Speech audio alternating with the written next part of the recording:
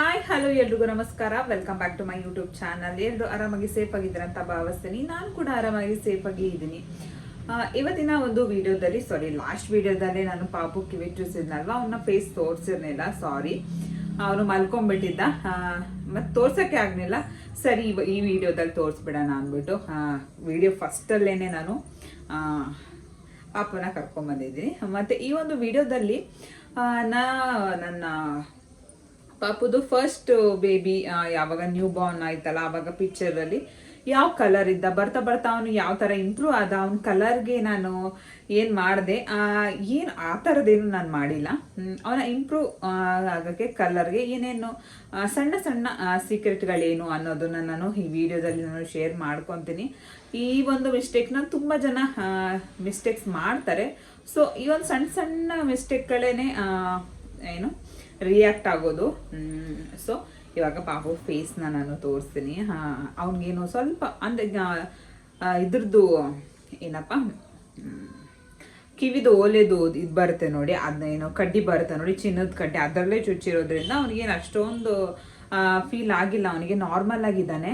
ಈ ಇಂಜೆಕ್ಷನ್ ಮಾಡ್ತಾರೆ ನೋಡಿ, ಏನೋ ವ್ಯಾಕ್ಸಿನ್ ಎಲ್ಲ ಹಾಕಿದಾಗ ಚಿಕ್ಕ ಚಿಕ್ಕ ಇಂಜೆಕ್ಷನ್ ಮಾಡ್ತಾರಲ್ಲ, ಆ ಥರ ಫೀಲ್ ಆಗಿದೆ ಅವನಿಗೆ. ಅದಕ್ಕೆ ಅವನು ರಿಯಾಕ್ಷನ್ ಮಾಡಿಲ್ಲ. ಜಾಸ್ತಿ ಏನಾದರೂ ಕಾಲಿಗೆಲ್ಲ ಮಾಡ್ತಾರೆ ನೋಡಿ, ನೀವೇನಾದರೂ ನಿಮ್ಮ ಮಕ್ಳಿಗೆ ಮಾಡಿಸಿದ್ರೆ ಗೊತ್ತಾಗುತ್ತೆ. ಕಾಲದ್ದು ಮಾಡಿಸಿರೋದು ತುಂಬ ಪೇಯ್ನ್ ಇರುತ್ತೆ, ಯಾಕಂದರೆ ಇಂಜೆಕ್ಷನ್ ಅದು ಲಿಡ್ಡು ಕೂಡ ಅಷ್ಟೇ ಫುಲ್ ದೊಡ್ಡದಿರುತ್ತೆ, ಮತ್ತು ಅದನ್ನ ಫುಲ್ ಡೀಪಾಗಿ ಅದನ್ನ ಒಳಗಡೆಗೆ ಹಾಕ್ತಾರೆ. ಆ ಥರ ಆದರೆ ನೋವು ಇರುತ್ತೆ. ಬಟ್ ಇವನಿಗೆ ಚಿಕ್ಕದಲ್ವ ಕಡ್ಡಿ, ಅದರಲ್ಲಿ ಏನು ಅದರಲ್ಲೇ ಚುಚ್ಚಿರೋದ್ರಿಂದ ಪೇಯ್ನ್ ಇಲ್ಲ. ಈಗ ನಾರ್ಮಲ್ ಆಗಿ ಓಲೆ ಅಂತ ಅಂದರೆ ಅದನ್ನ ಚುಚ್ಚಿ ಮತ್ತೆ ಒಂದು ಕಡ್ಡಿಯಲ್ಲಿ ಚುಚ್ಚಿ, ಚಿನ್ನದ ಕಡ್ಡಿಯಲ್ಲಿ ಮತ್ತೆ ಆ ಒಂದು ಕಂಬಿನ ಹಾಕಿದ್ರೆ ಅದು ಪೇಯ್ನ್ ಆಗೋ ಚಾನ್ಸಸ್ ತುಂಬಾ ಇರುತ್ತೆ. ಬಟ್ ಈ ಥರ ಇಲ್ಲೇನಿದೆ ನೋಡಿ, ಈ ಥರ ಕಿವಿ ಚುಚ್ಸೋದ್ರಿಂದ ಅದು ಪೇಯ್ನ್ ಆಗೋದಿಲ್ಲ. ಆ್ಯಕ್ಚುಲಿ ಅದು ನಾರ್ಮಲ್ ಆಗಿರುತ್ತೆ, ತುಂಬ ಏನು ಸಿವಿಯರ್ ಪೇಯ್ನ್ ಇರಲ್ಲ. ನನ್ನ ಪ್ರಕಾರ ಈ ಥರ ಇಯರಿಂಗ್ಸ್ ಬೆಸ್ಟ್ ಅಂತಲೇ ಅನ್ಕೋತೀನಿ. ಒಂದು ಸ್ವಲ್ಪ ಇನ್ನು ದೊಡ್ಡನಾದ್ಮೇಲೆ ಬೇಕಂದರೆ ಬೇರೆ ಥರ ಇಯರಿಂಗ್ಸ್ನ ಹಾಕೊಬೋದು. ಸದ್ಯಕ್ಕೆ ಇವನಿಗೆ ಈ ಥರ ಚುಚ್ತಿದ್ದೀವಿ. ನೋಡ್ಬೋದು ಹೇಗೆ ಕಾಣಿಸ್ತಾ ಇದ್ದಾನೆ ಅಂದ್ಬಿಟ್ಟು. Hi madam. ಬಟ್ ಮಕ್ಕಳಂತೂ ಕಿವಿ ಚುಚ್ಚೋಕ್ಕಿಂತ ಮುಂಚೆನೆ ಒಂಥರ ಕಾಣಿಸ್ತಾ ಇರ್ತಾರೆ, ಕಿವಿ ಚುಚ್ಚಿದ ಮೇಲೆ ಒಂಥರ ಕಾಣಿಸ್ತಾ ಇರ್ತಾರೆ. ಇವಾಗ ಅವನು ಮಲ್ಕೋಬೇಕು. ಸೊ ಅದರಿಂದ ಸರಿ ಇವಾಗ ಮತ್ತೆ ವಿಡಿಯೋ ಮಾಡ್ಕೊಬಿಡೋಣ. ಮತ್ತೆ ಮಲ್ಕೊಬಿಟ್ರೆ ಮತ್ತೆ ಅವನು ಎದ್ದೇಳೋದಿಲ್ಲ. ಅದಕ್ಕೇನೆ ಮತ್ತು ಕಿವಿ ಚುಚ್ಚಿದ್ಮೇಲೆ ಅದು ಇದು ಬೇರೆ ಆಯಿಂಟ್ಮೆಂಟ್ಗಳನ್ನ ಹಾಕ್ಬೋದು. ಬೆಸ್ಟ್ ಮನೇಲಿ ಹಾಕೋದು ಅಂತಂದರೆ ಕೋಕೋನಟ್ ಆಯಿಲ್ನ ಬಿಸಿ ಮಾಡಿ ಅಪ್ಲೈ ಮಾಡಿದ್ರೆ ಒಂದು ದಿನಕ್ಕೊಂದು 2-3 ಸತಿ ಅಪ್ಲೈ ಮಾಡಿದ್ರೆ ಸಾಕಾಗುತ್ತೆ. ಬೇರೆ ಇನ್ನೇನು ಮಾಡೋ ಅವಶ್ಯಕತೆ ಇರೋದಿಲ್ಲ, ಯಾಕಂದರೆ ಅದು ಚಿಕ್ಕದಲ್ವ ತಂತಿ. ಸೊ ಅದರಿಂದ ಜಾಸ್ತಿ ಪೇಯ್ನ್ ಆಗೋದಿಲ್ಲ, ಅದರಲ್ಲಿ ನೋವೆಲ್ಲ ಕಡಿಮೆ ಆಗುತ್ತೆ. ಸೊ ಒಂದು 2 ದಿವಸ ಹುಷಾರಾಗಿ ಬಟ್ಟೆ ಗಿಟ್ಟೆ ಹಾಕಬೇಕಾದ್ರೆ ನೋಡಿಕೊಂಡು ಹುಷಾರಾಗಿ ಹಾಕಿದ್ರೆ ಸಾಕಾಗುತ್ತೆ. ಮತ್ತು ಇವತ್ತು ಸ್ನಾನ ಮಾಡಿದ್ದೀನಿ.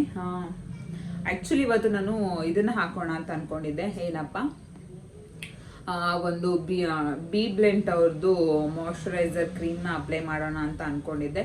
ಬಟ್ ಅಪ್ಲೈ ಮಾಡೋಕ್ಕಾಗಿಲ್ಲ. ನೋಡೋಣ, ನಾಳೆ ಅಪ್ಲೈ ಮಾಡಿಬಿಟ್ಟು ಮತ್ತೆ ಸ್ವಲ್ಪ ಏರ್ ವಾಶ್ ಮಾಡೋಣ ಅಂತ ಅಂದ್ಕೊಂಡಿದ್ದೀನಿ. ನಿನ್ನೆ ಮೊನ್ನೆ ಆಗೇ ಇಲ್ಲ ಮಾಡೋಕ್ಕೆ.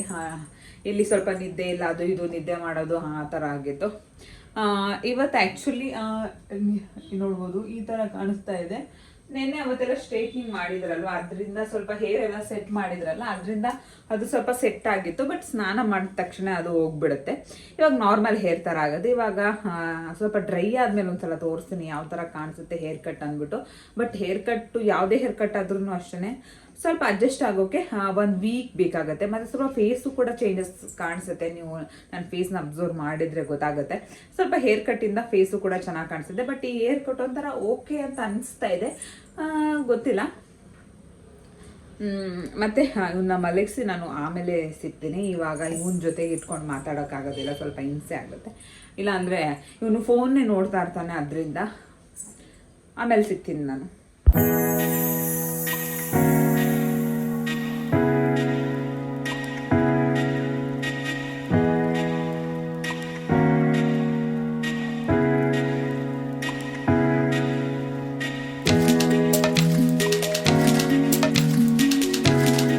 ಮತ್ತು ಮೀಶೋದಲ್ಲಿ ಬೇಬಿನ ರ್ಯಾಪ್ ಮಾಡ್ಕೊಳ್ಳೋ ಥರದ್ದು ಒಂದು ಟವಲ್ನ ತರಿಸ್ಕೊಂಡಿದ್ದೆ. ಸ್ವಲ್ಪ ಫ್ಯಾನ್ಸಿ ಥರದ್ದು ತರಿಸ್ಕೊಂಡಿದ್ದೆ. ಇವಾಗಂತೂ ಏನಾದರೂ ಬೇಬಿ ಪ್ರಾಡಕ್ಟ್ಗಳನ್ನ ನೋಡಿದ್ರೆ ಇದು ತಗೋಬೇಕು, ಅದನ್ನು ತಗೋಬೇಕು, ಅದು ಚೆನ್ನಾಗಿ ಕಾಣಿಸುತ್ತಾ, ಇದು ಚೆನ್ನಾಗಿ ಕಾಣಿಸುತ್ತಾ ಅನ್ನೋದೊಂದು ಏನೋ ಥಿಂಕ್ ನ್ಯೂ ಮಾಮ್ಸ್ಗಳಿಗೆ ತುಂಬಾ ಇರುತ್ತೆ. ಯಾಕಂದರೆ ನ್ಯೂ ಮಾಮ್ಸ್ ಅಲ್ವಾ, ಸೊ ಅದರಿಂದ ಪಾಪಕ್ಕೆ ಅದು ತೊಗೊಳ್ಳೋಣ, ಇದು ತೊಗೊಳ್ಳೋಣ, ಇದನ್ನು ತೊಗೊಳ್ಳೋಣ, ಅದನ್ನು ತೊಗೊಳ್ಳೋಣ ಅಂತ ಕಾರ್ಟ್ ಹಾಕ್ಕೊಂಡು ಇಟ್ಕೊಂಡು ಬೈ ಮಾಡೋದು. ಎಲ್ಲ ನ್ಯೂ ಮಾಮ್ಸ್ಗಳೂ ಇದೇ ರೀತಿ ಅಂತ ನನ್ನ ಒಂದು ಒಪಿನಿಯನು. ಯಾಕಂದರೆ ಫಸ್ಟ್ ಬೇಬಿ ಆಗಿರೋದ್ರಿಂದ ಏನೋ ಪ್ರಾಡಕ್ಟ್ಗಳಿರೋದಿಲ್ಲ, ಎಲ್ಲನೂ ಆಲ್ಮೋಸ್ಟ್ ಅಲ್ಲಿ ಬೈ ಮಾಡಬೇಕಾಗಿರುತ್ತೆ. ಬಟ್ ನೆಕ್ಸ್ಟ್ ಬೇಬಿಗೆ ಆ ಥರ ಇರೋದಿಲ್ಲ, ಎಲ್ಲ ಇರುತ್ತೆ. ಅದನ್ನೇ ಎತ್ತಿ ಸೇಫಾಗಿ ಏನು ಒಂದು ಕಡೆ ಇಟ್ಟಿರ್ತೀವಿ. ನೆಕ್ಸ್ಟ್ ಬೇಬಿ ಆದಾಗ ಅದನ್ನೇ ನೀಟಾಗಿ ವಾಶ್ ಮಾಡಿ ಮತ್ತೆ ಹಾಕೊಳ್ಳೋದು. ಬಟ್ ಫಸ್ಟ್ ಬೇಬಿ ಅಲ್ವಾ, ಸ್ವಲ್ಪ ಬೈ ಮಾಡಲೇಬೇಕಾಗುತ್ತೆ. ತುಂಬಾ ಸಾಫ್ಟ್ ಆಗಿದೆ. ಇವಾಗಂತೂ ಅವನು ಬೇಬಿದು ಕಿಟ್ ಬರುತ್ತಲ್ವಾ, ಅದರಲ್ಲಿ ಇರೋದೇ ಇಲ್ಲ. ಇದ್ರೂ ಹಾಕಿದ್ರೂ ಫುಲ್ಲು ಒದ್ದಾಡ್ತಾ ಇರ್ತಾನೆ, ಅದರಿಂದ ಆಚೆ ಬರೋಕ್ಕೆ ಟ್ರೈ ಮಾಡ್ತಾನೆ. ಆದ್ದರಿಂದ ಈ ಥರದ್ದನ್ನು ಆರ್ಡ್ರ್ ಮಾಡ್ಕೊಂಡಿದ್ದೆ. ಇದು ಫುಲ್ಲು ಹೆಡ್ಡೆಲ್ಲ ಕವರ್ ಆಗುತ್ತೆ. ಇದ್ರ ಪಿಕ್ಚರ್ ನಾನು ಸೈಡಲ್ಲಿ ಹಾಕ್ತೀನಿ ಯಾವ ಥರ ಕಾಣಿಸುತ್ತೆ ಅಂದ್ಬಿಟ್ಟು. ತುಂಬ ಅಂದರೆ ತುಂಬ ಸಾಫ್ಟ್ ಆಗಿದೆ ಇದು, ಒಂಥರ ಮೇಲೆ ಕ್ಯೂಟ್ ಆಗಿದೆ ನೋಡೋಕ್ಕೆ. ಇಲ್ಲಿ ಈ ಥರ ಇದೆ, ಈ ಥರ ಇದೆ. ಇದು ತಲೆಗೆ ಹಾಕೊಂಡು ಹಿಂಗೆ ಸುತ್ಕೊಳ್ಳೋ ಥರದ್ದು.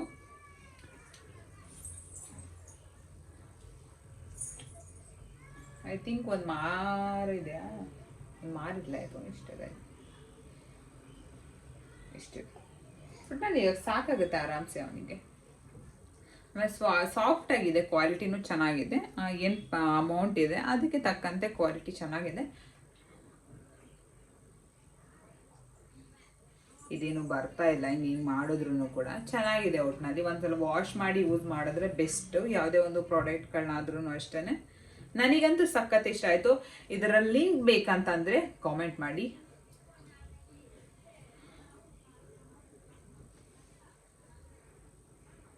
ಮತ್ತು ಇನ್ನೂ ಒಂದು, ಇದನ್ನು ನಾನು ಮಿಂತ್ರಾದಲ್ಲಿ ತೊಗೊಂಡಿದ್ದು. ಇದು ಅಷ್ಟೇ ಕ್ವಾಲಿಟಿ ಅಂತೂ ನೆಕ್ಸ್ಟ್ ಲೆವೆಲ್, ತುಂಬ ಅಂದರೆ ತುಂಬ ಚೆನ್ನಾಗಿದೆ. ಜಸ್ಟ್ ಇದು 300 ರುಪೀಸ್ ಏನೋ, 2 ಬರುತ್ತೆ, 2 ಕಲರ್ ಇದೆ. ಇದೊಂದು ಕಲರು, ಇನ್ನೊಂದು ಕಲರ್ ಒಂಥರ ಬ್ಲೂಯಿಶ್ ಕಲರ್ ಇದೆ. ಅದನ್ನು ಕೂಡ 2 ಸೇಮ್ ಮೆಟೀರಿಯಲೇನೆ, ಸಖತ್ ಸಾಫ್ಟ್ ಆಗಿದೆ. ಇದರ ಲಿಂಕ್ ಬೇಕಂದ್ರೆ ನಾನು ಕೊಟ್ಟಿರ್ತೀನಿ, ತೊಗೊಳಂಗಿದ್ದ ನೀವು ಇದನ್ನ ಬೈ ಮಾಡ್ಬೋದು. ಇದಂತೂ ತುಂಬಾ ಚೆನ್ನಾಗಿದೆ. ನಾನು ಈಗ ತೋರಿಸಿದ್ನಲ್ಲ ಬೇಬಿ ರ್ಯಾಪರ್ ಟವಲು, ಅದಕ್ಕಿಂತ ಇದು ಕ್ವಾಲಿಟಿ ತುಂಬ ಅಂದರೆ ತುಂಬ ಚೆನ್ನಾಗಿದೆ. ಮಿಂತ್ರದಲ್ಲಿದೆ. ಇದರ ಲಿಂಕ್ನ ಅಟ್ಯಾಚ್ ಮಾಡಿರ್ತೀನಿ. ಡೆಫಿನೆಟ್ಲಿ ಈ ಒಂದು ಟವಲ್ನ ಮಾತ್ರ ಮಿಸ್ ಮಾಡಬೇಡಿ. ಪಾಪುಗೆಲ್ಲ ಒರೆಸ್ಕೊಳ್ಳೋಕ್ಕಾಗಿರಲಿ, ಅವನಿಗೆ ಏನೋ ಬೆಡ್ಶೀಟ್ ಥರ ಹಾಕೋಕ್ಕಂತೂ ತುಂಬ ಅಂದರೆ ತುಂಬ ಸಾಫ್ಟ್ ಆಗಿದೆ. ನಾನು ಜಾಸ್ತಿ ಇದನ್ನೇ ಯೂಸ್ ಮಾಡೋದು. ಅವನಿಗೆ ಕೆಳಗಡೆ ಅವನ್ನ ಎತ್ಕೋಬೇಕಾದ್ರೆ ನಾರ್ಮಲ್ ಕಾಟನ್ ಟವಲ್ಸ್ಗಳು ಬರುತ್ತಲ್ಲ ಅದನ್ನು ಯೂಸ್ ಮಾಡಿದೆ. ಆದಷ್ಟು ಸ್ವಲ್ಪ ಸಾಫ್ಟ್ ಆಗಿರೋದನ್ನ ನಾನು ಯೂಸ್ ಮಾಡೋಕ್ಕೆ ಹೋಗ್ತೀನಿ. ರಫ್ ಆಗಿರೋ ಥರದ್ದೆಲ್ಲ ಯೂಸ್ ಮಾಡೋಕ್ಕಾಗಲ್ಲ, ಯಾಕಂದರೆ ಪಾಪುದು ಸ್ಕಿನ್ ಕೂಡ ತುಂಬ ಸೆನ್ಸಿಟಿವ್ ಇರುತ್ತಲ್ವ, ಅದರಿಂದ. ಆಮೇಲೆ ನಾನು ಇವಾಗ ಮಾತಾಡ್ತಾ ಇದ್ದೀನಲ್ಲ, ಅವಾಗಿಂದ ಅವನು ಕುಯ್ ಅಂತಿದ್ದ. ನಾನು ಮಾತಾಡೋದು ನೋಡಿ ಸ್ಟಾಪ್ ಮಾಡಿಬಿಡ್ತಾನೆ. ನಾನೇನು ಮಾತಾಡ್ತೀನಿ ಅದನ್ನು ನೋಡ್ತಾ ಇರ್ತಾನೆ ಅವನು.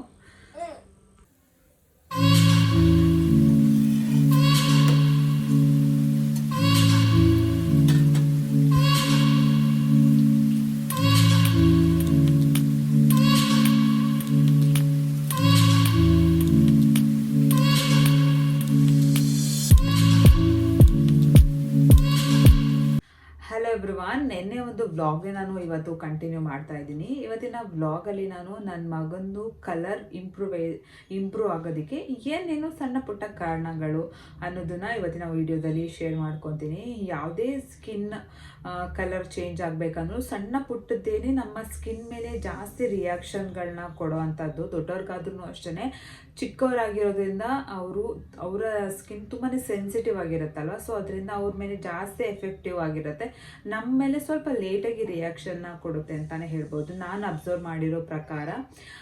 ಇವಾಗ ಅವನು ಫಸ್ಟ್ ಹುಟ್ಟಿದಾಗ ಅವನ ಕಲರು ತುಂಬಾ ಡಲ್ಲೇನೆ ಇತ್ತು. ಆ್ಯಕ್ಚುಲಿ ತುಂಬ ಫೇರ್ ಇರಲಿಲ್ಲ ಅವನು. ಇವಾಗಿರೋ ಕಲರ್ಗಿಂತ ತುಂಬಾ ಸ್ವಲ್ಪ ಬ್ಲ್ಯಾಕ್ ಇದ್ದ. ನಾನು ತುಂಬ ಬ್ಲ್ಯಾಕ್ ಏನಿದೆಯಲ್ಲ, ಮೀಡಿಯಮ್ ಸ್ಕಿನ್ ಟೋನಲ್ಲಿದ್ದ. ನಾನು ಇಲ್ಲಿ ಅವನ ಒಂದು ಬರ್ತ್ ಫೋಟೋ ಏನಿದೆ ಅದನ್ನು ನಾನು ಅಟ್ಯಾಚ್ ಮಾಡ್ತೀನಿ, ಮತ್ತು ಅವನ ತಿಂಗಳು ಫೋಟೋ ಏನಿದೆ ಅದನ್ನು ಅಟ್ಯಾಚ್ ಮಾಡ್ತೀನಿ. ಪ್ರೆಸೆಂಟ್ ಇವಾಗಿರೋ ಫೋಟೋನು ಅಟ್ಯಾಚ್ ಮಾಡ್ತೀನಿ. ನಿಮಗೆ ಗೊತ್ತಾಗುತ್ತೆ ಅವನು ಅವಾಗಿದ್ದ ಕಲರ್ಗೂ ಇವಾಗ 5th ಮಂತಲ್ಲಿ ಇರೋ ಕಲರ್ಗೂ ಎಷ್ಟೊಂದು ವೇರಿಯೇಷನ್ ಇದೆ ಅಂತ ಅಂದ್ಬಿಟ್ಟು.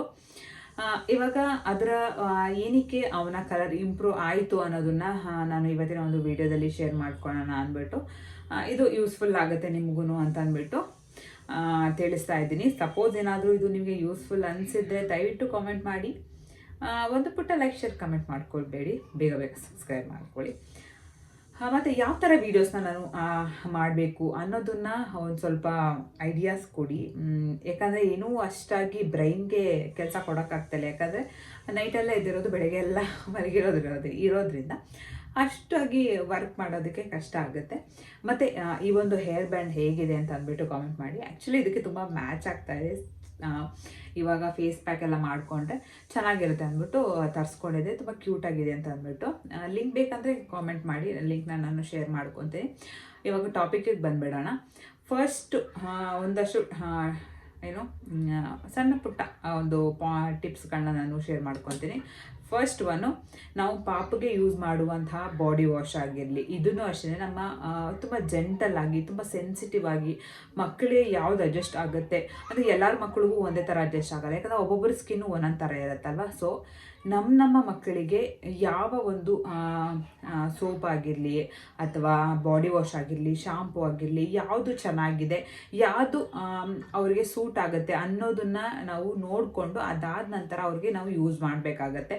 ಅದು ಕೂಡ ನಮ್ಮ ಪಾಪುನ ಸ್ಕಿನ್ ಟೋನ್ ಕಡಿಮೆ ಮಾಡೋಕ್ಕೆ ಅಥವಾ ಇಂಪ್ರೂವ್ ಮಾಡೋಕ್ಕೆ ಹೆಲ್ಪ್ ಮಾಡುತ್ತೆ ಅಂತಲೇ ಹೇಳ್ಬೋದು. ಅದಾದ ನಂತರ ವೈಟಮಿನ್ D3, ಇದು ಕೂಡ ಸ್ಕಿನ್ ಮೇಲೆ ಜಾಸ್ತಿ ಫ್ಲೈಟ್ ಬರ್ತಾ ಇದೆ, ಒಂದು 2 ನಿಮಿಷ. ಮತ್ತು ಇನ್ನೂ ಒಂದು ಏನು ಅಂದರೆ ವೈಟಮಿನ್ D3, ಇದು ಕೂಡ ನಮ್ಮ ಒಂದು ಮಕ್ಕಳ ಸ್ಕಿನ್ ಟೋನ್ ಫೇರ್ ಮಾಡೋಕ್ಕೆ ಇಂಪ್ರೂವೈಸ್ ಮಾಡುತ್ತೆ ಅಂತಲೇ ಹೇಳ್ಬೋದು.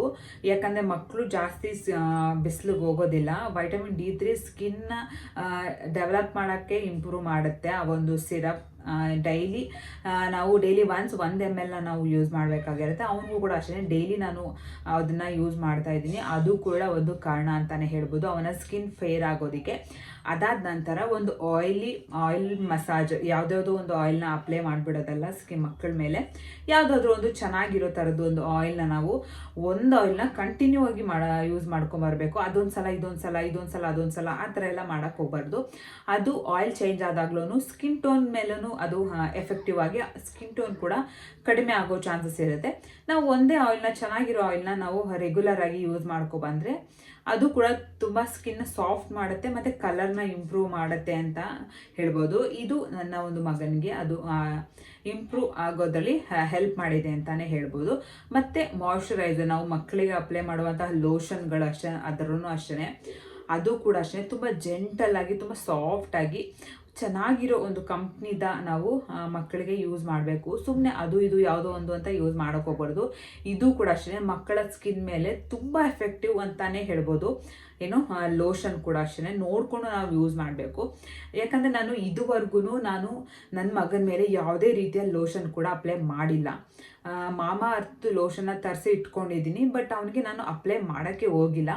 ಯಾಕಂದರೆ ಅವರ ಮಕ್ಕಳದು ಸ್ಕಿನ್ ಸೆನ್ಸಿಟಿವ್ ಇರುತ್ತೆ. ನಾವು ಯಾವುದೇ ಪ್ರಾಡಕ್ಟ್ ಆದ್ರೂ ಅಷ್ಟೇ ಅದರಲ್ಲಿ ಕೆಮಿಕಲ್ ಅಂತೂ ಇದ್ದೇ ಇರುತ್ತೆ. ಅವರ ಮೇಲೆ ಅದು ರಿಯಾಕ್ಟ್ ಮಾಡುತ್ತೆ ಅಂತನೋ, ನನಗೆ ಇಷ್ಟ ಆಗಿಲ್ಲ, ಏನೋ ಯಾವುದೇ ರೀತಿಯ ಕ್ರೀಮ್ ಬೇಡ ಅಂತ ಅಂದ್ಬಿಟ್ಟು ನಾನು ಅವನಿಗೆ ಅಪ್ಲೈ ಮಾಡಿಲ್ಲ. ಯಾಕೆ ಅಂತಂದರೆ ಇವಾಗ ನಾವು ಕೈಗೆ ಬಾಡಿಗೆಲ್ಲ ಅಪ್ಲೈ ಮಾಡ್ತೀವಿ, ಅವನ್ನ ಕೈ ಜಪ್ತಾನೆ, ಕಾಲು ಹಿಡ್ಕೊತಾನೆ, ಮತ್ತು ಕಾಲಿಂದ ಕೈ ಮುಟ್ತಾನೆ, ಮತ್ತು ಅದನ್ನು ಬಾಯಲ್ಲಿ ಇಟ್ಕೊತಾನೆ ಅನ್ನೋ ರೀಸನ್ಗೋಸ್ಕರ ನಾನು ಯಾವುದೇ ರೀತಿಯ ಲೋಷನ್ನ ನಾನು ಅವನಿಗೆ ಅಪ್ಲೈ ಮಾಡಿಲ್ಲ ಇದುವರೆಗೂ. ಟಿಲ್ ಡೇ ನಾನು ಅವನಿಗೆ ಯಾವುದೇ ರೀತಿ ಲೋಷನ್ನು ಕೂಡ ಅಪ್ಲೈ ಮಾಡಿಲ್ಲ. ಆಯಿಲ್ ಬಾತ್ ಮಾಡಿಸ್ತೀನಿ, ಅದು ಬಿಟ್ಟರೆ ಸ್ವಲ್ಪ ಪೌಡರ್ ಹಾಕ್ತೀನಿ, ಅದು ಬಿಟ್ಟರೆ ಬೇರೆ ಇನ್ನೇನೂ ಅಪ್ಲೈ ಮಾಡಿಲ್ಲ. ಜಸ್ಟ್ ತೆಗ್ದು ಇಟ್ಕೊಂಡಿದ್ದೀನಿ ಅಷ್ಟೇ.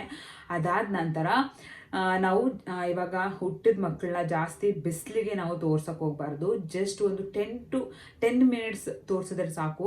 ಬೇಕಂದರೆ ನಾವು ಒಂದು ಬೆಳಿಗ್ಗೆ ಒಂದು 5 ಮಿನಿಟ್ಸು ಮತ್ತು ಒಂದು ಈವ್ನಿಂಗ್ ಒಂದು 5 ಮಿನಿಟ್ಸಲ್ಲಿ ತೋರಿಸಿದ್ರು ಸಾಕಾಗುತ್ತೆ. ಜಾಸ್ತಿ ಮಕ್ಕಳನ್ನ ನಾವು ಬಿಸಿಲಿಗೆ ಸ್ಟಾರ್ಟಿಂಗ್ ಮಂತ್ಗಳಲ್ಲಿ ಬಿಸಿಲಿಗೆ ತೋರಿಸೋದ್ರಿಂದನೂ ಮಕ್ಕಳ ಸ್ಕಿನ್ ಟೋನ್ ಡಾರ್ಕ್ ಆಗಿ ಆಗೋ ಚಾನ್ಸಸ್ಸು ಇರುತ್ತೆ. ಅದರಿಂದ ಯಾಕಂದರೆ ಇವಾಗ ನಮ್ಮ ಮೇಲೆ ಬಿಸಿಲು ಬಿದ್ದರೆ ನಾವೇ ಟ್ಯಾನ್ ಆಗ್ತೀವಿ ಅಲ್ವಾ. ಇನ್ನು ಮಕ್ಕಳ ಮೇಲೆ ಬಿಸಿಲು ಬಿದ್ದಿದ್ರೆ ಅದು ಸೆನ್ಸಿಟಿವ್ ಇರುತ್ತಲ್ವ, ಅವ್ರ ಮೇಲೆ ಇನ್ನೂ ಬೇಗನೆ ಎಫೆಕ್ಟಿವ್ ಆಗಿಬಿಡುತ್ತೆ. ಅದರಿಂದ ಸ್ವಲ್ಪ ಎಳೆ ಬಿಸಿಲಲ್ಲಿ ಒಂದು 5 ಮಿನಿಟ್ಸು ಅಥವಾ ಒಂದು 10 ಮಿನಿಟ್ಸು ಈ ಥರ ನೋಡಿಕೊಂಡು ನಾವು ಬಿಸಿಲನ್ನ ಕಾಯಿಸೋದ್ರಿಂದ ಮಕ್ಕಳ ಸ್ಕಿನ್ ಟೋನ್ ಮೇಲೆ ಯಾವುದೇ ರೀತಿಯ ಎಫೆಕ್ಟಿವ್ ಬೀಳೋದಿಲ್ಲ. ಈ ಒಂದು 5 ಟಿಪ್ಸ್ಗಳನ್ನ ನಾನು ಟಿಲ್ ಡೇ ತನಕ ಯೂಸ್ ಮಾಡ್ತಾ ಇದ್ದೀನಿ. ಯಾವ್ದು ನಾನು ಇವಾಗ ಏನು ಹೇಳ್ಕೊಬಂದೆ ಇದೇ ಥರ ನಾನು ನನ್ನ ಮಗನ ನೋಡ್ಕೊತಾ ಇರೋದು. ಯಾವುದೇ ರೀತಿ ಅದು ಇದು ಬೇರೆ ಯಾವುದೂ ನಾನು ಅಪ್ಲೈ ಮಾಡ್ತಿಲ್ಲ. ಅವನಿಗೆ ಸೋಪು ಕೂಡ ನಾನು ಅಪ್ಲೈ ಮಾಡ್ತಾ ಇಲ್ಲ. ಜಸ್ಟ್ ಅವನಿಗೆ ಬಾಡಿದು ಕ್ಲೆನ್ಸರ್ನ ಯೂಸ್ ಮಾಡ್ತೀನಿ ಮತ್ತು ಶಾಂಪೂನ ಯೂಸ್ ಮಾಡ್ತೀನಿ, ಒಂದೇ ಬ್ರ್ಯಾಂಡದು. ಸೋಪೆಲ್ಲ ನಾನು ಅಪ್ಲೈ ಮಾಡೋದಿಲ್ಲ, ಯಾಕಂದರೆ ನನಗೆ ಇಷ್ಟ ಆಗಿಲ್ಲ ಸೋಪ್ ಎಲ್ಲ ಯೂಸ್ ಮಾಡೋದಕ್ಕೆ. ಬಾಡಿ ವಾಶ್ ಮತ್ತು ಶಾಂಪು ಯೂಸ್ ಮಾಡ್ತೀನಿ. ಅದು ಬಿಟ್ಟರೆ ನಾನು ಹಂಗೆ ಯೂಸ್ ಮಾಡ್ತಾ ಇಲ್ಲ. ಮತ್ತು ಕಣ್ಣಿಗೆ ಕಾಜಲ್ ಅದು ಇದು ಆ ಥರದ್ದು ಕೂಡ ನಾನು ಯೂಸ್ ಮಾಡ್ತಾ ಇಲ್ಲ, ಯಾಕಂದರೆ ಎಲ್ಲ ಕೆಮಿಕಲ್ ಇರೋದ್ರಿಂದ ಈಗ ಮನೇಲಿ ಮಾಡಿಕೊಂಡು ಮಾಡೋ ಥರದ್ದಂತೂ ಆಗಲ್ಲ. ಮಾಡ್ಕೊಳ್ಳೋರು ಮಾಡ್ಕೋತಾರೆ, ಬಟ್ ನಾನು ಮಾಡ್ತಾ ಇಲ್ಲ. ಸೊ ಅದರಿಂದ ನಾನೇನು ಮಾಡ್ತೀನಿ, ಏನನ್ನೂ ಅಪ್ಲೈ ಮಾಡ್ತಾರೆ, ಜಸ್ಟ್ ಹಣೆಗೊಂದು ಬೊಟ್ಟನ್ನ ಹಾಕ್ತೀನಿ, ಅದನ್ನು ಬಿಡಲ್ಲ. ಅವನು ಒರೆಸ್ಕೊತಾನೆ, ಅದನ್ನೇ ಬಾಯಲ್ಲಿ ಇಕ್ಕೊತಾನೆ. ನಾವು ಗೊತ್ತಿಲ್ಲದೆ ಇರೋ ಥರ ಕೆಲವೊಂದು ತಪ್ಪುಗಳನ್ನ ನಾವು ಮಾಡ್ತೀವಿ. ಕೆಲವೊಬ್ರು ಅದನ್ನೇ ಸರಿ ಅಂತಾರೆ, ಕೆಲವೊಬ್ರು ಅದನ್ನು ತಪ್ಪು ಅಂತಾರೆ. ಬಟ್ ಅದು ಅವರವರ ಒಂದು ಯೋಚನೆಗೆ ಬಿಟ್ಟಿದ್ದು. ಇವಾಗ ನಾವು ಕೆನ್ನೆಗೆ ಹಾಕಿದ್ರು, ಇವಾಗ ನಾರ್ಮಲ್ ಚಿಕ್ಕ ಪಾಪು 1 ಮಂತ್ 2 ಮಂತ್ ಅವ್ರಿಗೆಲ್ಲ ಗೊತ್ತಾಗಲ್ಲ. ಇವಾಗ ಅವನಿಗೆ ಕೈಯೆಲ್ಲ ಮೂಮೆಂಟ್ ಮಾಡ್ತಾನೆ. 3 ಮಂತ್ಸ್ ಆದಮೇಲೆ ಅವನ ಆ್ಯಕ್ಟಿವಿಟೀಸ್ ಎಲ್ಲ ಜಾಸ್ತಿ ಆಗ್ತಾ ಬರುತ್ತೆ. ಸೊ ಮಕ್ಕಳ ಆ್ಯಕ್ಟಿವಿಟೀಸ್ ಜಾಸ್ತಿ ಆಗೋದ, ಕೈ ಹಿಂಗೆ ಮಾಡೋದು, ಅದನ್ನು ಬಾಯಲ್ಲಿ ಇಕ್ಕೊಳ್ಳೋದು, ಗೊತ್ತಿದ್ರೂ ಕೆಮಿಕಲ್ನ ನಾವು ಮಕ್ಕಳ ಒಳಗಡೆನೆ ಸೇರಿಸ್ತಾ ಇರ್ತೀವಿ. ಆಮೇಲೆ ಅದು ಮಾಡಬಾರ್ದು ಮಕ್ಕಳಿಗೆ ಇದಾಗುತ್ತೆ, ಇದು ಮಾಡಬಾರ್ದು ಮಕ್ಕಳಿಗೆ ಅದಾಗುತ್ತೆ ಅಂತ ಅದನ್ನು ಹೇಳ್ತಾ ಇರ್ತೀವಿ, ಇದನ್ನು ಹೇಳ್ತಾ ಇರ್ತೀವಿ. ಬಟ್ ಇದು ಗೊತ್ತಿರಲ್ಲ, ಅದರಿಂದ ಇದನ್ನ ಅಷ್ಟೊಂದಾಗಿ ಯೋಚನೆ ಮಾಡಿರಲ್ಲ, ಅದರಿಂದ ಅದನ್ನು ಯೂಸ್ ಮಾಡ್ತಾ ಇರ್ತಾರೆ. ಬಟ್ ಗೊತ್ತಿರೋರು ಏನನ್ನು ಯೂಸ್ ಮಾಡೋಕ್ಕೆ ಹೋಗೋದಿಲ್ಲ. ಅದು ಅವರವರ ವಿವೇಚನೆಗೆ ಬಿಟ್ಟಿದ್ದು. ಬಟ್ ನಾನು ಒಂದು ಬಟ್ಟಿಗ್ತೀನಿ, ಅದು ಬಿಟ್ಟರೆ ಬೇರೆ ಇನ್ನೂ ನಾನು ಅಪ್ಲೈ ಮಾಡೋಕ್ಕೆ ಹೋಗೋದಿಲ್ಲ. ಇದಿಷ್ಟು ಟಿಪ್ಸ್ಗಳನ್ನ ನಾನು ಯೂಸ್ ಮಾಡೋದ್ರಿಂದ ಅವನ ಒಂದು ಕಲರ್ ತುಂಬಾ ಇಂಪ್ರೂವ್ ಆಗಿದೆ. ಸ್ಟಾರ್ಟಿಂಗ್ ನಿಜ ನಾನೇ ಅನ್ಕೊತಾ ಇದ್ದೆ, ಇದು ನನ್ನ ಮಗ ನನ್ನ ಕಲರು ಇಲ್ವಲ್ಲ ಅಂತಂದ್ಬಿಟ್ಟು ಬೇಜಾರಾಗ್ತಿರಲಿಲ್ಲ. ಯಾಕಂದರೆ ಮಕ್ಕಳು ಸ್ಕಿನ್ ಟೋನ್ ಚೇಂಜ್ ಆಗ್ತಾ ಬರ್ತಾರೆ. ಯಾಕಂದರೆ ಅವರ ನೀರು ವ್ಯತ್ಯಾಸ ಆಗಿರ್ಬೋದು, ಇಲ್ಲ ಅಂತಂದರೆ ಅವರ ಅಪ್ಪ ಅಮ್ಮ ಕಲರ್ ಜೀನ್ಸ್ ಮೇಲೆ ಡಿಪೆಂಡ್ ಆಗುತ್ತೆ. ಕೆಲವೊಬ್ಬರು ಬ್ಲ್ಯಾಕೇನೇ ಇರ್ತಾರೆ. ಬಟ್ ಆದಷ್ಟು ಬರ್ತ್ ಕಲರ್ಗಿಂತ ನಾವು ಇಂಪ್ರೂವ್ ಮಾಡ್ಕೊಳ್ಳೋಕ್ಕೆ ನೋಡಬೇಕು ಅಲ್ವಾ. ಸೊ ಅದನ್ನ ಡಾರ್ಕ್ ಇನ್ನು ಕಡಿಮೆ ಮಾಡ್ಕೊಳ್ಳೋಕ್ಕೆ ಹೋಗಬಾರ್ದು. ಅದರಿಂದ ಕೆಲವೊಬ್ರು ಇಂಪ್ರೂವ್ ಆಗ್ತಾರೆ, ಕೆಲವೊಬ್ರು ಇಂಪ್ರೂವ್ ಆಗೋದಿಲ್ಲ. ಅವ್ರು ಏನು ಬರ್ತ್ ಕಲರ್ ಇರ್ತಾರೆ ಅದೇ ಕಲರ್ ಇರ್ತಾರೆ. ಕೆಲವೊಬ್ರು ತುಂಬ ಫೇರ್ ಇರ್ತಾರೆ, ಬರ್ತಾ ಡಾರ್ಕ್ ಕಡಿಮೆ ಆಗ್ತಾ ಬರುತ್ತೆ, ಸ್ಕಿನ್ ಟೋನ್ ಕಲರ್ ಕಡಿಮೆ ಆಗುತ್ತೆ. ಕೆಲವೊಬ್ರು ಏನು ಮಾಡ್ತಾರೆ, ತುಂಬ ಡಾರ್ಕ್ ಇರುತ್ತೆ, ಬರ್ತಾ ಅವರು ಫೇರ್ ಆಗೋಕ್ಕೆ ಸ್ಟಾರ್ಟ್ ಮಾಡ್ತಾರೆ. ಕೆಲವೊಬ್ರು ಏನು ಕಲರ್ ಇದೆ ಅದೇ ಕಲರು ಕಂಟಿನ್ಯೂ ಆಗಿ ಅದೇ ಕಲರ್ ಇರುತ್ತೆ, ಅದೇನು ಮಾಡ್ಕೊಳಕ್ಕಾಗೋದಿಲ್ಲ. ಅದು ಅವರವರು ಬಿಟ್ಟಿದ್ದು, ಅವರವರ ಜೀನ್ಸ್ ಮೇಲೆ ಬಿಟ್ಟಿದ್ದು. ಇವಾಗ ನನ್ನ ಮಗನ್ನ ಇವಾಗ ಹೋಲಿಸ್ಕೊಂಡ್ರೆ ಇವಾಗ ಅವನು ಬರ್ತ್ ಕಲರು ಕಡಿಮೆನೇ ಇತ್ತು, ಇವಾಗ ಬರ್ತಾ ಅವ್ನು ಫೇರ್ ಆಗ್ತಾ ಇದ್ದಾನೆ, ನನಗಿಂತ ಫೇರಲ್ಲಿದ್ದಾನೆ ಅವನು. ಆ್ಯಕ್ಚುಲಿ ಹೇಳ್ಬೇಕಂದ್ರೆ ಈ ಒಂದು ಟಿಪ್ಸ್ಗಳನ್ನ ಯೂಸ್ ಮಾಡೋದ್ರಿಂದ ಅವನ ಒಂದು ಕಲರ್, ಅವನು ಯಾವುದೇ ರೀತಿಯ ರಿಯಾಕ್ಷನ್ಗಳು ಆಗಿಲ್ಲ. ಟಚ್ವುಡ್ ಅದೇ ಥರ ಮೇಂಟೈನ್ ಮಾಡಿಕೊಂಡು ನಾನು ಹೋಗ್ತೀನಿ. ಸಪೋಸ್ ನೀವೇನಾದರೂ ಈ ಥರ ಏನಾದರೂ ನೀವು ಮಕ್ಕಳಿಗೆ ಏನಾದರೂ ಬೇರೆ ಥರ ಏನಾದರೂ ಯೂಸ್ ಮಾಡ್ತಾ ಇದ್ದೀನಿ ಆ ಥರದ್ದು ಏನಾದರೂ ಇದ್ದರೆ ಐ ಥಿಂಕ್ ನೀವು ಒಂದ್ಸಲ ಮಕ್ಕಳ ಡಾಕ್ಟರ್ನ ರೆಫರ್ ಮಾಡಿ, ಅದಾದ ನಂತರ ನೀವು ಮಕ್ಕಳಿಗೆ ಏನೇ ಯೂಸ್ ಮಾಡೋದಿದ್ರೂ ಯೂಸ್ ಮಾಡೋದು ಬೆಸ್ಟು. ಸುಮ್ಮನೆ ನೀವೇನೇ ಇದು ಓಕೆ ನನ್ನ ಮಗನಿಗೆ ಇದು ಅಡ್ಜಸ್ಟ್ ಆಗುತ್ತೆ ಅಂತ ಅಂದ್ಬಿಟ್ಟು ಯಾವುದೇ ಕಾರಣಕ್ಕೂ ಯೂಸ್ ಮಾಡೋಕ್ಕೆ ಹೋಗಬಾರ್ದು. ಯಾಕಂದರೆ ಮಕ್ಕಳಾಗಿರೋದ್ರಿಂದ ಅವ್ರ ಮೇಲೆ ಜಾಸ್ತಿ ರಿಯಾಕ್ಷನ್ ಬೀಳುತ್ತೆ, ನಮ್ಮ ಮೇಲೇ ಬೀಳುತ್ತೆ, ಅಂದಮೇಲೆ ಇನ್ನು ಮಕ್ಕಳ ಮೇಲೆ ಬೀಳಲ್ವ. ಸೊ ಅದರಿಂದ ಯಾವುದೇ ಒಂದು ಯೂಸ್ ಮಾಡಬೇಕಂದ್ರೂ, ಏನೋ ಪ್ರಾಡಕ್ಟ್ ಯೂಸ್ ಮಾಡಬೇಕಂದ್ರೂ ದಯವಿಟ್ಟು ಒಂದ್ಸಲ ಮಕ್ಕಳನ್ನ ಹಾಸ್ಪಿಟಲ್ ಕರ್ಕೊಂಡೋಗಿ ಡಾಕ್ಟರ್ ಹತ್ರ ನೋಡಿಸಿ, ಇದು ಪಾಪಗೆ ಅಡ್ಜಸ್ಟ್ ಆಗುತ್ತಾ, ಪಾಪು ಸ್ಕಿನ್ಗೆ ಇದು ಓಕೆನಾ ಅಂತ ಒಂದ್ಸಲ ಕೇಳಿಕೊಂಡು ನಾವು ಯೂಸ್ ಮಾಡಬೇಕಾಗಿರುತ್ತೆ ಅಷ್ಟೇ. ಪ್ರತಿಯೊಂದು ನಾವು ಏನೇ ಮಾಡಬೇಕಂದ್ರೂ ಒಂದ್ಸಲ ಡಾಕ್ಟರ್ ಹತ್ರ ರೆಫರ್ ಮಾಡಿ ನಾವು ತಿಳ್ಕೊಳ್ಳೋದ್ರಿಂದ ಏನು ತಪ್ಪು ಆಗೋದಿಲ್ಲ. ಇವಾಗ 5th ಮಂತ್ ಬರ್ತಾ ಇದೆ. ಸೊ ಇವಾಗ ಅವನಿಗೆ ನಾನು ಫುಡ್ನ ಸ್ಟಾರ್ಟ್ ಮಾಡೋಣ ಅಂತ ಅಂದ್ಕೊಂಡಿದ್ದೀನಿ. ಬಟ್ ಗುಂಟ್ಲೆ ನಾನು ಅವನಿಗೆ ಫುಡ್ ಸ್ಟಾರ್ಟ್ ಮಾಡೋಕ್ಕಾಗೋದಿಲ್ಲ. ಒಂದ್ಸಲ ನಾನು ಡಾಕ್ಟರ್ ಹತ್ರ ಹೋಗಿ ಈ ಥರ ನಾನು ಫುಡ್ ಸ್ಟಾರ್ಟ್ ಮಾಡ್ಬೋದಾ, ಈ ಟೈಮಲ್ಲಿ ಅವ್ನಿಗೆ ಅಡ್ಜಸ್ಟ್ ಆಗುತ್ತಾ, ಇಲ್ಲಾಂದರೆ ನಾವು ಸಡನ್ನಾಗಿ ನಾವು ಫುಡ್ನ ಸ್ಟಾರ್ಟ್ ಮಾಡೋದ್ರಿಂದ ಅದರಿಂದನೂ ಕೂಡ ಅವನಿಗೆ ರಿಯಾಕ್ಷನ್ ಆದ್ರೂ ಆಗ್ಬೋದು. ಅದನ್ನು ಒಂದ್ಸಲ ನಾವು ಡಾಕ್ಟರ್ ಹತ್ರ ಕನ್ಸಲ್ಟೇಷನ್ ತೊಗೊಂಡು ಅದಾದ ನಂತರ ನಾವು ಫುಡ್ ಏನಿದೆ ಅದನ್ನು ನಾನು ಸ್ಟಾರ್ಟ್ ಮಾಡಬೇಕು ಅಂತ ಅಂದ್ಕೊಂಡಿದ್ದೀನಿ. ನಾನು ಸ್ಟಾರ್ಟ್ ಮಾಡಬೇಕಾದ್ರೆ ನಿಮಗೂ ಕೂಡ ತಿಳಿಸ್ತೀನಿ. ಬಟ್ ನಾನು 5th ಮಂತ್ ಕಂಪ್ಲೀಟ್ ಆಗಿ 6 ಬೀಳುತ್ತಲ್ವ, ಇನ್ನೇನು ಅವನಿಗೆ ಇವತ್ತು 21 ಅನ್ಸುತ್ತೆ. ಇನ್ನೊಂದು 10 ಡೇಸ್ ಈ ಹಬ್ಬ ಎಲ್ಲ ಕಳೆದ್ಮೇಲೆ ನಾವು ಒಂದ್ಸಲ ಡಾಕ್ಟರ್ ಹತ್ರ ಕನ್ಸಲ್ಟೇಷನ್ ತಗೊಂಡು ಅದಾದ ನಂತರ 6th ಮಂತಿಗೆ ಬೀಳುತ್ತಲ್ವ, ಅವಾಗಿಂದ ನಾನು ಫುಡ್ನ ಸ್ಟಾರ್ಟ್ ಮಾಡೋಣ ಅಂತ ಅಂದ್ಕೊಂಡಿದ್ದೀನಿ. ಯಾಕಂದರೆ ಅವನು ಸ್ವಲ್ಪ ಸಣ್ಣ ಇದ್ದಾನೆ, ಬಟ್ ಸಣ್ಣ ಇದ್ರೂ ಆ್ಯಕ್ಟಿವ್ ಆಗಿದ್ದಾನೆ. ಮಕ್ಕಳು ಸಣ್ಣ ದಪ್ಪ ಅನ್ನೋದ್ರ ಮೇಲೆ ಡಿಪೆಂಡ್ ಆಗೋದಿಲ್ಲ, ಅವರ ಆ್ಯಕ್ಟಿವ್ ಯಾವ ಥರ ಇರ್ತಾರೆ, ತುಂಬ ಚೆನ್ನಾಗಿ ಆ್ಯಕ್ಟಿವ್ ಆಗಿದ್ದರೆ ಸಣ್ಣ ಇದ್ರೂ ಓಕೆ. ಆ ಒಂದು ಮಂತಲ್ಲಿ ಏನೇನು ವೆಯ್ಟ್ ಇರಬೇಕು ಆ ವೆಯ್ಟ್ ಇದ್ದರೆ, ಮಿನಿಮಮ್ ವೆಯ್ಟ್ ಇದ್ದರೆ ಸಾಕಾಗುತ್ತೆ, ಓವರ್ ವೆಯ್ಟ್ ಇದ್ರೂ ಕಷ್ಟ ಆಗುತ್ತೆ. ಬಟ್ ಇವಾಗ ಅವನಿರೋ ಮಂತ್ಗೆ ಅವನ ಒಂದು ವೆಯ್ಟ್ ಪರ್ಫೆಕ್ಟ್ ಆಗಿದೆ, ತುಂಬ ಜಾಸ್ತಿನೂ ಇಲ್ಲ ತುಂಬ ಕಡಿಮೆನೂ ಇಲ್ಲ, ಕರೆಕ್ಟಾಗಿದೆ, ಪರ್ಫೆಕ್ಟ್ ಆಗಿದೆ. ಸೊ ಅದರಿಂದ ನಾನು ಅವನಿಗೆ ತಲೆ ಕೆಡ್ಸ್ಕೊಳಕ್ಕೆ ಹೋಗೋದಿಲ್ಲ ಸಣ್ಣ ಇದ್ದಾನೆ ಅಂತ ಅಂದ್ಬಿಟ್ಟು. ಬಟ್ ಮಕ್ಕಳು ಬೆಳೀತಾ ಬೆಳೀತಾ ಊಟ ಎಲ್ಲ ತಿನ್ನಿಸಿದಾಗ ಆಟೋಮೆಟಿಕ್ ಅವರು ದಪ್ಪ ಆಗೇ ಆಗ್ತಾರೆ. ಮತ್ತು ಈ ಒಂದು ವ್ಲಾಗ್ನ ನಾನು ಇಲ್ಲಿಗೆ ಸ್ಟಾಪ್ ಮಾಡ್ತೀನಿ. ನೆಕ್ಸ್ಟ್ ವೀಡಿಯೋದಲ್ಲಿ ಸಿಗ್ತೀನಿ. ಮತ್ತು ನಾನು ತಿಳಿಸಿದಂತಹ ಒಂದು ಸಣ್ಣ ಪುಟ್ಟ ಟಿಪ್ಸ್ಗಳು ನಿಮ್ಗೆ ಏನಾದರೂ ಯೂಸ್ಫುಲ್ ಅನಿಸಿದ್ರೆ ಡೆಫಿನೆಟ್ಲಿ ನೀವು ಕಾಮೆಂಟ್ ಮಾಡಿ. ನಾನು ಮಾಡುವಂತಹ ಒಂದು ಟಿಪ್ಸ್ಗಳು ಆಗಿರಲಿ, ಏನಾದರೂ ಯೂಸ್ಫುಲ್ ಅನಿಸಿದ್ರೆ ದಯವಿಟ್ಟು ಕಾಮೆಂಟ್ ಮಾಡಿ ಹೇಳಿ. ಮತ್ತು ಯಾವ ಥರ ವೀಡಿಯೋಸ್ಗಳು ಬೇಕು ಅಂದ್ರೂ ಕಾಮೆಂಟ್ ಮಾಡಿ. ನಾನು ವಿಡಿಯೋನ ಮಾಡ್ದಂಗೆ ಆಗುತ್ತೆ, ನಿಮಗೂ ತಿಳಿಸ್ಕೊಟ್ಟಂಗೆ ಆಗುತ್ತೆ, ಬಟ್ ನನಗೂ ತಿಳ್ಕೊಂಡಂಗೆ ಆಗುತ್ತೆ.